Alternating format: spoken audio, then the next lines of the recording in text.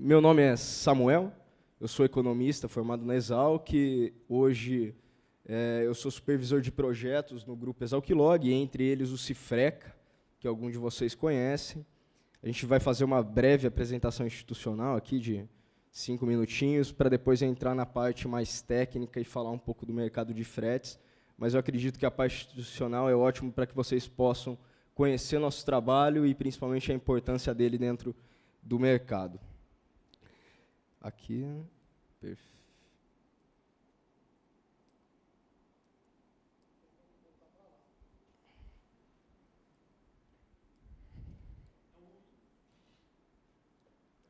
Acho que travou um pouquinho aqui, hein? Se puder passar. Mas, enfim. Então, o Exalc-Log, eu vou continuar enquanto a apresentação não vai andando. O Exalc-Log ele faz parte da Universidade de São Paulo, né? Nós ficamos sediados em Piracicaba, no campus da Exalc, que é a Escola Superior de Agricultura Luiz de Queiroz. E o Exalc-Log é um grupo de pesquisa e extensão em logística agroindustrial. Acho que agora passou.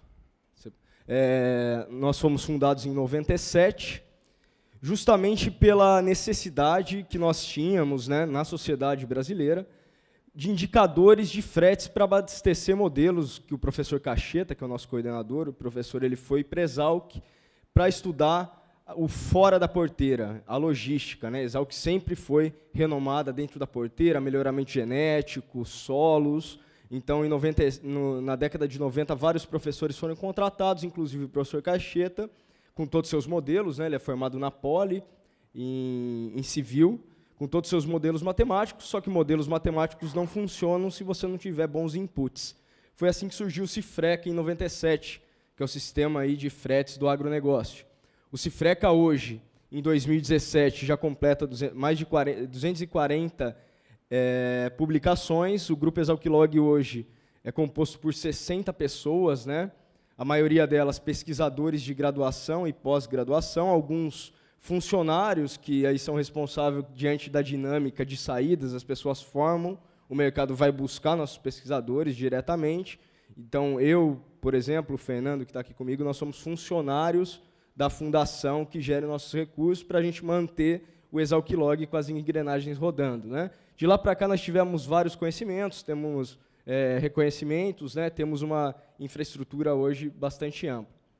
Aquele Cifreca que começou lá atrás, com o impresso, ele ainda permanece, porque muitos transportadores não abrem mão de receber o Cifreca impresso pelo correio. Hoje ele já tem a versão em aplicativo, esse aplicativo é gratuito, tanto para iPhone quanto para Android. Lá pode-se fazer vários filtros, né, por produto, região de origem, e a gente expõe o frete semanal. Entre segunda e terça-feira, nós publicamos a média de fretes para algumas rotas que foram praticados no Brasil na semana anterior. Então, essa é uma interface bastante interessante, inclusive dá para trabalhar com ela offline, né? Você atualiza o banco de dados e trabalha offline. Aí, se adequando também às mídias sociais, porque a gente não somente passa qual o preço do frete, mas também a gente analisa as variações desses preços de fretes, né? Então, por que o frete caiu, por que o frete subiu, por que ele permaneceu no mesmo patamar. Então, a gente tem um boletim escrito, né, com alguns gráficos também analisando o mercado, mas também agora nós temos, desde janeiro, vídeos de 2 minutos no YouTube todo mês, com os nossos pesquisadores que colocam a mão na massa, analisando aquele mês que passou e fazendo a projeção para o próximo mês. Então, tem um vídeo do setor sucroenergético, tratando de açúcar e etanol, um vídeo de grãos, um vídeo de fertilizantes, e também agora nós temos um vídeo de custos de transporte. Então, nós temos um pesquisador, uma equipe, lá no Exalc-Log, que não coleta só o preço do frete, mas ele coleta preço de pneu, recapagem, faz toda a coleta da ANP de óleo diesel, lavagem e lubrificação para cada região do Brasil e faz uma análise de como será o mercado nesse ano e nos próximos meses, né? Naquele aplicativo, para sair esse ano um simulador de custeio para frete. Então, nós já temos esse simulador pronto, falta a gente operacionalizar ele no aplicativo.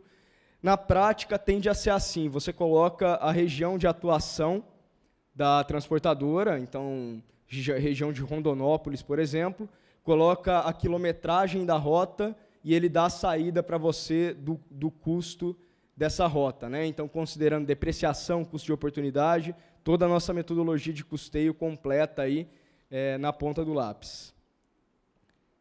Aqui o Exalc Log, só para que vocês possam entender, né? Nós temos o Cifreca, nós temos o Ciarma, que são indicadores públicos, mas também nós trabalhamos sobre demanda. Então, alguns projetos que nós já chegamos a 130 projetos nos últimos anos, né? Essas são algumas das empresas que acabaram por nos contratar, né? Por promover parcerias conosco. Então, tem vários, inclusive internacional. Nós que fazemos o levantamento de custo de transporte para o USDA, que é o Ministério da Agricultura americano, eles têm todo um levantamento da logística do Brasil para soja, e agora vai expandir para milho, e nós que fazemos esse relatório para eles. A Bloomberg, o painel deles de fretes do Brasil, somos nós que fazemos o levantamento, e nós estamos aí com vários projetos de grãos também, inclusive perdas na cadeia logística, junto com os Estados Unidos também. Rapidamente, né, até algumas pessoas me encontraram aqui, perguntaram dos cursos. A gente tem alguns cursos lá no Exalc Log, inclusive essa semana está ocorrendo o curso de Logística Agroindustrial, são 4 dias, eu volto hoje e amanhã eu já dou aula das 8 da manhã às 6 da tarde lá para o pessoal que já está tendo aula hoje. Em agosto, nós teremos um curso de 2 dias de modelagem e otimização no agronegócio. Então, vamos tratar de roteirização, localização de armazenagem, localização, por exemplo, de um escritório, de um pátio de manutenção de transportadora. Vamos tratar também da questão de custeio, quais são os modelos aí utilizados para você calcular custo de rota, entre outros. Um evento aí que, na minha opinião, é bastante, inclusive, charmoso, né, que é o Café da Manhã com Logística, que está na sua 6ª edição. Então, todo final de ano, aí, uma semana antes dos recessos, nós fazemos um encontro no Exalc Log, convidando transportadores, embarcadores, usinas, né, para discutir como foi o ano, fazer as nossas apresentações e fazer uma projeção para o próximo ano. Esse evento aí já está no calendário e todos estão convidados.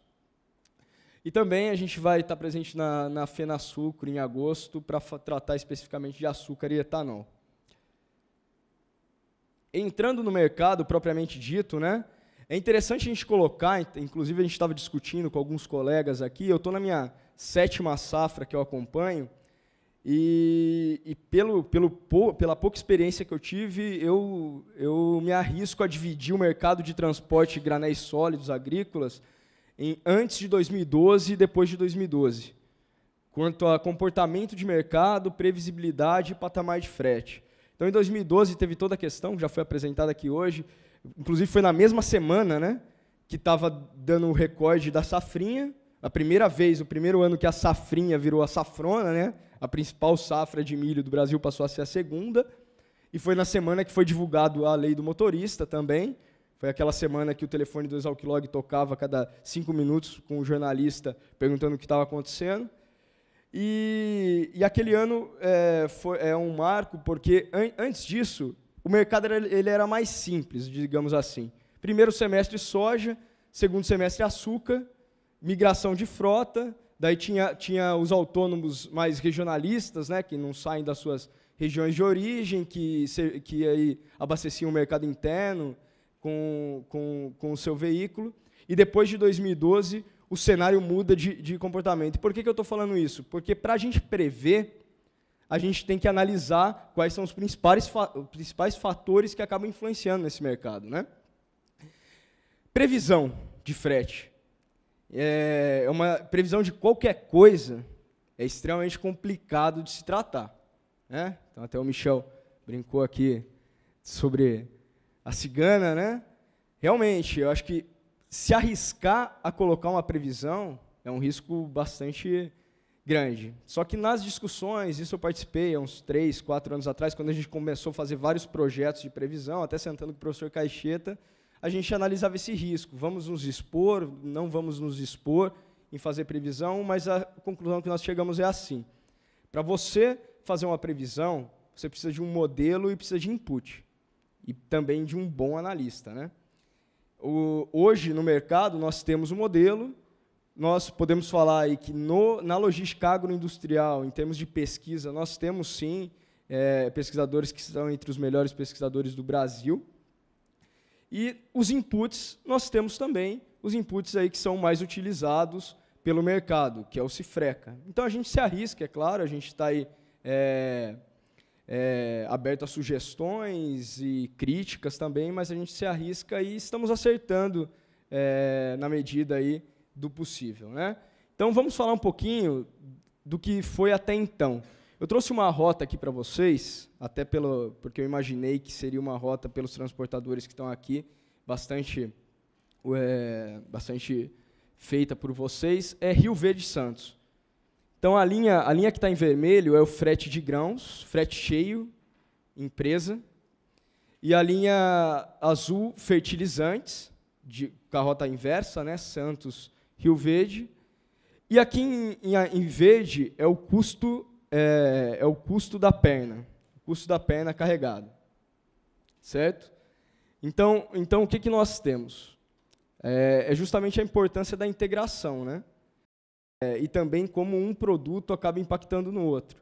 Aquela subida do fertilizante ali do ano passado é porque o fertilizante está pagando a ida e o grão estava sendo o retorno. Porque o que aconteceu ano passado foi justamente a quebra da safrinha. Então, vamos contextualizar, né? Porque a gente precisa contextualizar para prever. Ano passado teve quebra da safrinha, menos milho do que o esperado no mercado. Muitos dos contratos... então, o que aconteceu? Até aqui, o mercado externo ainda começou, os contratos no mercado externo ainda estavam sendo firmados. Muitos produtores e traders até pagaram o take or pay para manter o milho no mercado interno, que estava mais interessante. O que a gente sabe é o quê? O mercado interno não pressiona frete.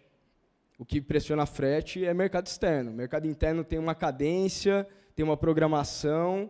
Então, quando a gente discute logística, né? Então, eu faço mestrado, estou terminando mestrado lá na Poli, em logística, o Michel também fez lá.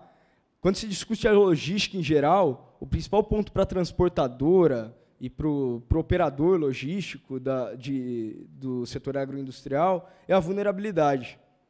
Então, nós estamos vindo de um cenário de compra assídua de caminhões, né, de veículos para transportar até 2014, até 2015. Outro ponto também que poucos destacam, não é só a compra de veículos que acaba aumentando a quantidade de veículos no mercado. A gente está passando por um período de crise, que setores como o de siderurgia, por exemplo, várias transportadoras ali do Vale do Aço colocaram sua frota para movimentar grãos. Sua frota que antes movimentava calcário, até coque, subiram a guarda das caçambas, né, dos graneleiros. Então, a gente, mesmo tendo uma retração no ano passado das vendas, muitos outros setores acabaram colocando caminhão para movimentar grãos, porque dos setores ruins, o melhor é o agronegócio ainda para movimentar, certo? Então, o que aconteceu foi justamente que no segundo semestre do ano passado a gente teve patamares de fretes aí nunca vistos, patamares baixos, né, até 2012. Então, a gente chegou a fretes aí extremamente baixos. E esse ano é um ano que, olhando do ponto de vista da vulnerabilidade, está sendo um ano excepcional do ponto de vista climático e produtivo, tanto de soja quanto de milho, né, e também com características comerciais aí que vão impactar nesse mercado. Outra coisa, falando de frete retorno, né, recentemente nós estamos, na verdade, fazendo um projeto junto com a Codesp. A Codesp ela tem interesse em tornar o Porto de Santos mais produtivo para a integração entre grãos, principalmente grãos e fertilizantes, né. Ela sabe que o potencial que Santos tem de propiciar um frete retorno é muito grande perto do que efetivamente acontece. Então, ela quer criar um sistema que ainda não se sabe quais são os reais parâmetros desse sistema, né, para promover essa integração de forma mais facilitada. Então, eles estão nos consultando, né, nós estamos alinhando com eles e nós visitamos o Porto de Santos e fizemos algumas pesquisas. O grande ponto em Santos é que para graneleiro é muito complicado você promover quando comparado ao caçamba, porque tem várias misturadoras que estão preparadas, que não estão preparadas para receber o graneleiro, né? Não tem tombador. Então você só pode carregar o caçamba lá. Então você vê um caçamba que demora 4 horas a mais, 6 horas a mais, perde essas 6 horas para carregar o seu retorno, e um graneleiro, um dia e meio, até 2 dias, o que prejudique muito a sua performance do frete de ida, né? Então é um ponto de destaque, porque a logística, a principal palavra que exemplifica uma logística o mais perto do ótimo é a integração. Nada adianta você ter um elo preparado se outro elo não está preparado para absorver isso. Então, tratando de previsão, eu trouxe aqui para vocês 3 dos fatores fundamentais quando a gente se prepara para prever, né, ou para estimar um frete que potencialmente será praticado. O primeiro deles é volume. Então, qual é o comportamento do volume? O segundo é a sazonalidade, e também a gente tem que analisar, principalmente nesse momento que está difícil de analisar o comportamento do mercado de óleo diesel, né, do mercado de petróleo como um todo. Então, o que nós temos é a expectativa para 2017, expectativa não, porque ela já foi consolidada, né, de um recorde de safra para a soja. Esse recorde de safra ele será absorvido aí na sua grande magnitude, esse excedente de produção, pelo mercado externo, e, como eu disse, né, o que pressiona a frete é o mercado externo, o mercado interno não pressiona. Mas o grande ponto é o milho. Então, nós saímos de uma quebra de safra. Esse ano nós teremos um recorde de safra, né, pelas condições climáticas. E daí vocês me perguntam, e daí pode se ocorrer a pergunta: todo esse excedente de milho que a gente produz, o mercado interno não tem a capacidade de absorver. Primeiro, porque o nosso mercado de captação aí, principalmente para granjas, o mercado de carnes em geral, ele não vai apresentar os crescimentos esperados, né, os crescimentos projetados. E, historicamente, o crescimento de consumo, o crescimento de longo prazo, ele é bastante estável, né? Um crescimento que não tem aí rupturas. Então, grande parte desse milho, independente do preço que ele estiver, ele vai ser absorvido pelo mercado externo, porque é um excedente de produção. Então, independente do preço que o milho estiver, ele vai ser absorvido. E mercado externo pressiona a frete, mercado externo usa a ferrovia, né? Inclusive, para o milho, está se utilizando aí até a ferrovia para abastecer o mercado interno. Então, tem milho entrando em Rondonópolis e saindo em Sumaré para abastecer o mercado interno aí de São Paulo, da região de Campinas, principalmente. Então, esse é um ponto importante. Um outro ponto é a sazonalidade. Então, temos que tratar da exportação. Já que a exportação é o principal ponto que inflaciona o mercado, a gente tem que tratar aí de uma previsão de exportação. Esse é o nosso gráfico, né, com as nossas expectativas de exportação, somando aí granéis sólidos agrícolas, soja, milho, e a gente colocou açúcar aí também, porque a gente vai tratar do açúcar impactando no mercado de forma bastante representativa esse ano. E o grande ponto é o seguinte, que esse ano a gente vai ter pressão, sim, no segundo semestre, né? Acho que o frete está atingindo agora o seu vale do meio do ano, e ele tende a escalar ao longo desse segundo semestre. Certo? E daí a gente tem vários pontos para tratar aqui. O diesel, a gente, já para ir direto ao ponto, a gente não espera reajuste no óleo diesel nesse segundo semestre. Então, tem sim uma mobilização internacional para se conter os estoques e os excedentes de produção de petróleo, né? Mas tem vários pontos que impedem isso. Acho que o primeiro é os Estados Unidos. Os Estados Unidos está produzindo petróleo a partir do xisto, né? Então, ele não consegue, diante da perspectiva deles, retrair sua produção porque ele está em fase de testes desse produto e ele quer ver aí qual é o impacto comercial desse produto no mercado. A Arábia Saudita divulgou recentemente que também não vai conseguir cumprir com a sua retração esperada aí de oferta no mercado internacional. E o grande ponto é que os estoques nacionais estão bastante elevados. Então, se nós formos prever um reajuste do diesel, ele será primeiro semestre do ano que vem, um reajuste representativo, já aí no período de renegociação de contratos, né? Então, essa é a expectativa que nós temos aí para esse semestre, é não ter reajustes positivos aí para o preço do óleo diesel, que acaba impactando em demasia aí nos custos do transporte.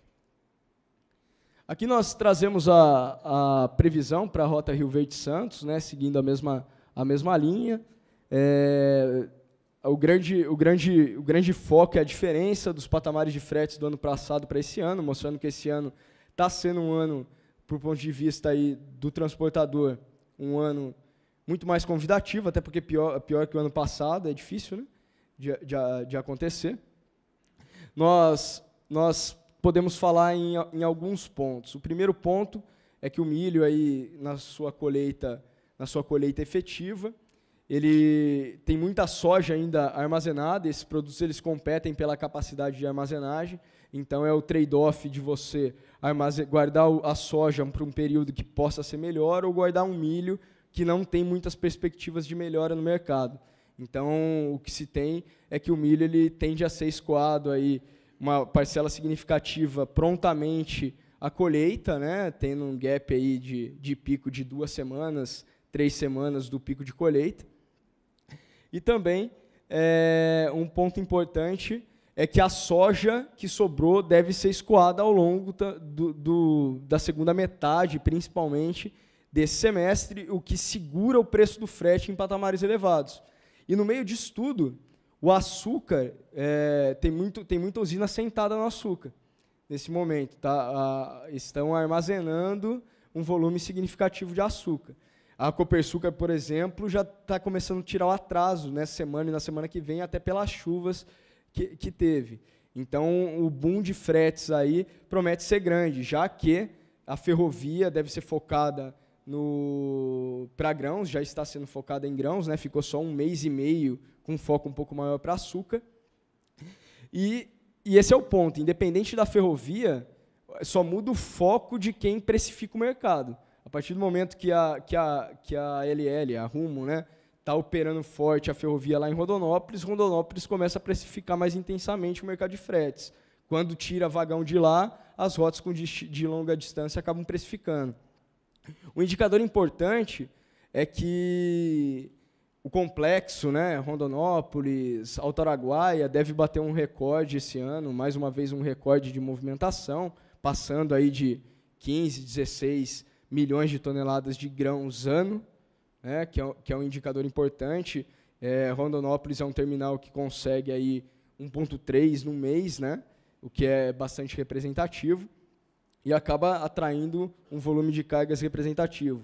Um outro ponto é que Sumaré já parou de embarcar, porque todo o terminal está sendo utilizado para desembarcar milho no mercado interno. Então, a utilização da ferrovia para o mercado interno passa a ser bastante significativa. Um outro ponto que eu passei para vocês, embora o foco aqui seja grãos, eu achei interessante pela região que estamos, né, colocar Ribeirão Preto Santos, o mercado de fretes de açúcar, né, a previsão que nós temos. Então, a gente tem aí o pico de movimentação de açúcar em setembro e outubro, a expectativa de movimentação de açúcar, é realmente tirando de estoque, né, de forma acentuada, porque vai ter e jogando um pouquinho mais para frente do milho. Eles vão tentar tirar do milho, só que essa tentativa, na nossa opinião, ela não vai dar certo, né, do ponto de vista do embarcador. O milho ele vai ser amplo, o escoamento, e logo posteriormente já vai mudar a infraestrutura para continuar escoando a soja. Assim como nós tivemos em fevereiro de 2016, esse ano a safra tende a passar bem, né? O escoamento, principalmente, tende a passar. A gente vai ter um escoamento ainda efetivo em janeiro, fevereiro, aí vai emendar a safra do ponto de vista de escoamento. Vai ser mais um ano, comparado a anos anteriores, que os terminais não vão ficar 20, 25 dias parados para manutenção em Santos. Eles vão ter que continuar operando aí em larga escala, então a manutenção preventiva é muito importante para que acidentes que ocorreram em anos anteriores não ocorram, principalmente para açúcar, que é o mais reincidente aí. Para fechar, né, para que a gente não se estenda muito no almoço dos senhores, eu acho que nós estamos num momento na logística brasileira, né, do profissional de logística brasileira, que é um divisor de águas e é um período de transição, que é, não tirando a importância da operação, que é o profissional de logística se transformando de um operador logístico, né, de alguém que só opera logística, para um planejador logístico. Colocando um ponto de previsibilidade na sua análise, né? E por isso que eu gosto muito de logística, principalmente pela sua complexidade e pelos desafios que se tem. Porque um bom profissional de logística, ele tem que ser bom em vários temas, para conseguir passar de um operador para um planejador. Ele tem que ter o conhecimento agrícola, porque uma quebra pode impactar. No caso da cana, choveu 4, 5 dias, pode gerar compactação do solo, então não vai colher, não vai produzir, não vai pressionar estoque, o frete tende a cair. Da questão econômica, então a questão da taxa de câmbio, a questão das políticas da Petrobras, das políticas não ou regulatórias da Petrobras, né, no caso da flutuação do preço. Nas características comerciais, o produto vai ficar no mercado interno, eu tenho que acompanhar isso para ver, porque se o milho ficar no mercado interno, eu vou ter um impacto no frete que eu vou estar recebendo. E nas questões de regulação, né, até acho que aí vem muito a calhar e complementar com o que nós vimos aqui hoje. A questão de regulação é fundamental para, principalmente, se antecipar. Por exemplo, no caso do etanol, na lei do motorista, as transportadoras já há 5, 6, 7 anos antes já estavam se adequando à lei do motorista e aí é uma característica da carga, né, pela sua periculosidade. Então, nível de serviço acaba melhorando, principalmente no médio prazo, para todo mundo. E é exatamente o que o Michel falou no começo da apresentação de hoje. Para o embarcador, não é nada bom uma transportadora quebrar. A partir do momento que tem um efeito em cascata de transportadoras quebrando, o mercado tende a concentrar. Mesmo que de forma, como é um mercado bem próximo da concorrência perfeita, né, o mercado de grãos, de frete de grãos, mesmo assim ele tende a concentrar, isso não é bom para ninguém. A concorrência ela acaba sendo bom para todo mundo. O que tem que haver é o foco nesse nível de serviço mesmo, e o que salva, mais uma vez, e para fechar a questão de transportadora, e o que salva a transportadora é isso que a Cargill aí está se comprometendo a fazer, que é estreitar o vínculo entre o prestador de serviço e o contratante do serviço, porque não é interessante para nenhum dos dois a quebra, né? Nesse ponto. Certo? Então, eu fico muito satisfeito com a atenção de vocês, eu agradeço muito a atenção e principalmente a paciência de vocês. O conteúdo daqui, se alguém tiver o interesse, tanto na apresentação, e quer um gráfico em Excel, aí a gente depende do conteúdo, mas eu acho que quase tudo aí, praticamente tudo, dá para mandar para vocês, é só mandar um e-mail, meu e-mail está aqui no final, manda um e-mail. E outra coisa, se alguém, as nossas informações, elas são obtidas, né, através do contato telefônico por um e-mail com transportadores e embarcadores do Brasil inteiro. Então, muitos aqui já são nossos parceiros. Basicamente, eu tenho lá 25 pesquisadores. Toda semana eles ligam para transportadores do Brasil, ligação de 5, 10 minutos no máximo, e perguntam qual a origem, o destino, o preço do frete, se ele vai ver já no sistema se o frete caiu, ele vai perguntar por quê. Se o frete subiu, ele vai perguntar por quê. Ele é especialista naquela cesta, então o pesquisador que liga para Ribeirão, eu tenho um pesquisador que liga só para a região de Ribeirão, então ele liga para São Martinho, ele liga para as transportadoras que atuam na região, e a gente tenta aí já filtrar os fretes e potenciais especulações já na fonte, né? Então, se alguém quiser, que ainda não é, e a contrapartida, né, é que a gente vai mandando toda semana e-mails para vocês com conteúdo.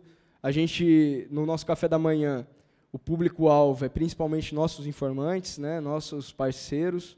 Os nossos eventos sempre são disponibilizados cortesias para os nossos informantes e nosso material é enviado semanalmente. Então, se alguém tiver interesse, pode conversar comigo ou com o Fernando Bastiani, que está com a camiseta do Exalquilog ali atrás. É só deixar um cartão de visitas que, a partir da semana que vem, a gente já entra em contato perguntando os fretes, né? Pode mandar em Excel para a gente também. E, em contrapartida, a gente disponibiliza o nosso conteúdo que a gente trabalha aí dia a dia para ser o mais assertivo possível. Certo? Então, acho que as dúvidas vão ser no fim. Muito obrigado, mais uma vez.